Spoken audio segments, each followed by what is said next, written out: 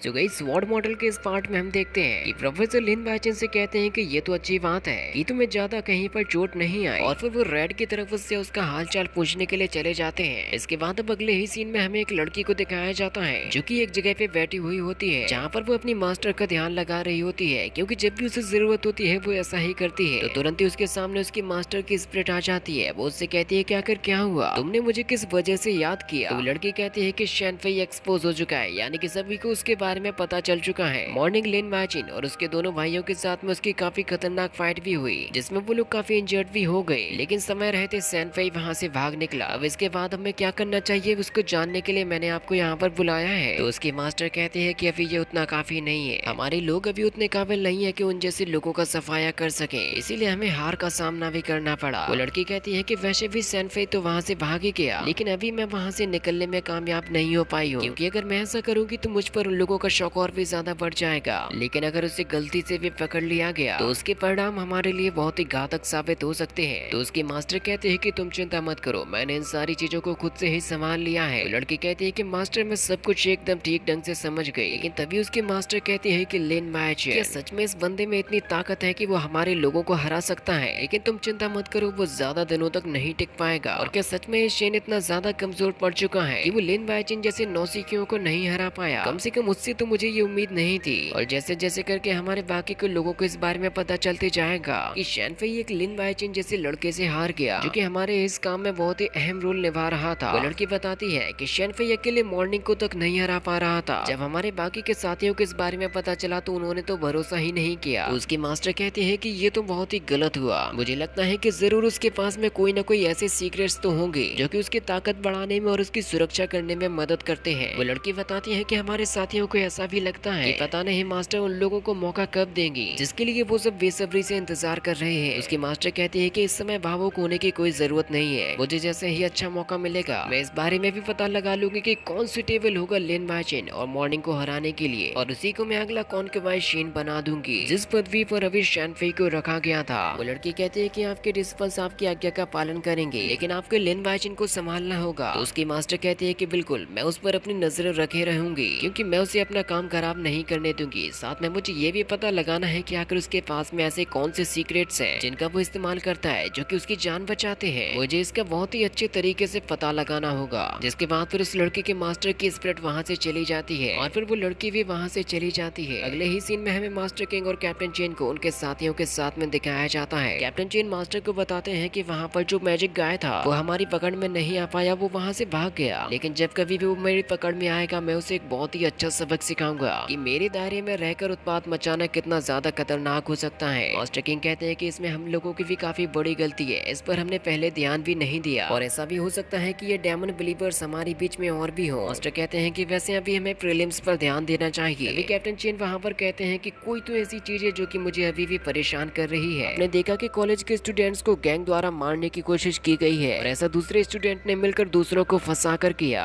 आपको नहीं लगता कि उन्हें सजा देनी चाहिए? तो मास्टर किंग कहते हैं कि अभी ऐसा करना जल्दबाजी होगी, इसके बारे में अभी और ठीक ढंग से जांच पड़ताल करनी होगी। और अब कई सदियों बाद हमें फाइनली कैंप का सीन दिखाया जाता है। मुझे तो लग रहा था कि ये भूल गए हैं कि कॉलेज नाम की भी कोई चीज होती है। वहाँ पर हम देखते हैं कि कैप्टन चेन और मास्टर किंग उनके सामने घुटनों पर बैठे हुए होते हैं लीता और ताओ वेंचेंग। मास्टर किंग उन दोनों से कहते हैं कि अब तुम लोग अपनी गलती के बारे में क्या कहना चाहते हो, और वैसे भी हमें पता है कि शेन ने तुम दोनों को धोखा दिया, अपने झांसे में फंसा कर अपना काम निकलवाने की कोशिश की, लेकिन उसका साथ देना भी तुम्हारी सबसे बड़ी गलती है। और वेंचेंग कहता है कि जी मास्टर्स, हमने बहुत बड़ी गलती की, और वैसे हम लोगों को हमेशा ये लग रहा था कि वो जरूर साइलेंस्ड मर्सेनरी ग्रुप का मेंबर होना चाहिए, लेकिन हम लोगों ने कभी भी इसके बारे में ज्यादा नहीं सोचा, इसीलिए वो हमसे जो भी कहता था हम लोग उसकी बात मान जाते थे। हमें तो इस बारे में कभी भी पता नहीं था कि हम लोग किसी डेमन के साथ में काम कर रहे हैं, और ना ही हम लोग कोई डेमन बनना चाहते हैं, इसीलिए प्लीज आप लोग हमें माफ कर दीजिए। हम लोगों को भी धोखा मिलने पर हम लोग बहुत ज्यादा हर्ट हो गए थे। हम लोग इस बात को भी एक्सेप्ट करते हैं कि हमने जो किया है वो हमारी सबसे बड़ी गलती है। आज के बाद कभी भी हम लोग ऐसा करने की हिम्मत भी नहीं करेंगे, इसलिए प्लीज आप हमें इस बार जाने दीजिए। आज के बाद कभी भी आप लोगों को हमारे बारे में ऐसा सुनने के लिए नहीं मिलेगा। तो कैप्टन चेन वहाँ पर गुस्से में कहते हैं कि पहले तो गलती करते हो और फिर दया की भीख मांगते हो, शर्म आनी चाहिए तुम लोगों को जो कि तुम लोगों ने काम किया है। मास्टर किंग कहते हैं कि कैप्टन अभी आप शांत हो जाइए, कोई भी कदम उठाने से पहले एक बार सोच लेना चाहिए, इसीलिए हमें थोड़ा सा वक्त लगेगा इस बारे में सोचने के लिए। और वैसे भी आप इस बात को मत भूलिए कि ये दोनों काफी ज्यादा टैलेंटेड भी हैं। साथ ही इन दोनों को इस साल के कॉन्टेस्ट में सिलेक्ट भी कर लिया गया है। चैनफेई को छोड़कर इन लोगों की टीम में केवल 3 लोगों को ही तो बैच मिले हैं, इसलिए इन लोगों पर फैसला हम लोग कुछ देर बाद लेंगे। लेकिन कैप्टन चेन को तो अभी भी गुस्सा ही आ रहा था। इसके बाद वो हमें ग्राउंड का सीन दिखाया जाता है जहाँ पर लिन बाइजिन के सामने काफी सारे स्टूडेंट्स खड़े हुए थे और बाइजिन के हाथ में एक काफी शानदार स्टार बैच होता है जिसकी वो यहाँ पर बोली लगाकर उसको बेचने वाला है। सबसे पहले उसके लिए 10 सोने के सिक्के लगाए जाते हैं, तो अगला बंदा कहता है कि मैं इसके लिए 12 सोने के सिक्के दूंगा। लेकिन तभी तीसरा बंदा कहता है कि मैं इसके लिए 15 सोने के सिक्के दूंगा। बंदा कहता है कि मैं तो इसके लिए 17 सोने के सिक्के दे सकता हूँ। लेकिन तभी वहाँ पर एक लड़की आ जाती है जो कि कहती है कि मैं तुम्हें 20 सोने के सिक्के दूंगी, तुम ये स्टार बैच मुझे दे दो। इसके बाद में फिर कोई भी नहीं कह पाता कि मैं दूंगा। वहाँ पर खड़े हुए लोग आपस में बातें करने लग जाते हैं, पता नहीं ये रॉयल जूनियर कॉलेज से है या फिर केवल जूनियर कॉलेज से, लेकिन ये वाली लड़की तो मुझे हाई रैंक वाली लगती है। साथ में वो लोग उसकी ब्यूटी पर भी फिदा हो जाते हैं क्योंकि वो सच में ब्यूटीफुल लग रही थी। इसीलिए वो लोग बाइचन से कहते हैं कि तुम ये स्टार बैच उसी को दे दो। दूर खड़ा हुआ ताओ बाइचन कहता है कि मैं तो 20 कॉइन से ज्यादा भी दे सकता हूँ। लेकिन तभी ली ताओ उससे कहता है कि याद रखो कि हमने कुछ देर पहले काफी सारे लोगों को ऑफेंड किया था और वैसे भी हमारे पास में एनफ स्टार बैच तो है ही। वैसे मैं भी खुश नहीं हूँ कि लिन बाइचन इस तरीके से प्रदर्शन कर रहा है, लेकिन वैसे एक बात बताओ, तुम उसको पैसा क्यों देना चाहते हो? ताओ बाइचन कहता है कि तुमने सही कहा, मैं उसको अपने पैसे क्यों दूं? इससे अच्छा तो मैं उन्हें भिखारियों में बांट दूंगा, वो सही रहेगा। जिन बोली लगाना शुरू करता है कि क्या कोई उसको 20 कॉइन से ज्यादा देगा, लेकिन जब कोई भी बोली नहीं लगाता तो वो उस स्टार बैच को उसी लड़की को दे देता है और उसके बदले में उसको मिल जाते हैं 20 गोल्ड कॉइन्स। वो लड़की वहाँ से जाते हुए मॉर्निंग के सामने से होकर निकल जाती है। वो सोचती है कि पता नहीं ये लिन बाइचन अब क्या क्या करने पर उतर आया है। गाइस याद रखिए कि कल न्यू सीरीज को स्टार्ट किया जाएगा, तो उसमें आप लोगों का मुझे फुल सपोर्ट चाहिए क्योंकि मैं उसे खास करके आप लोगों के लिए ही तो बना रहा हूँ। So see you in the next video,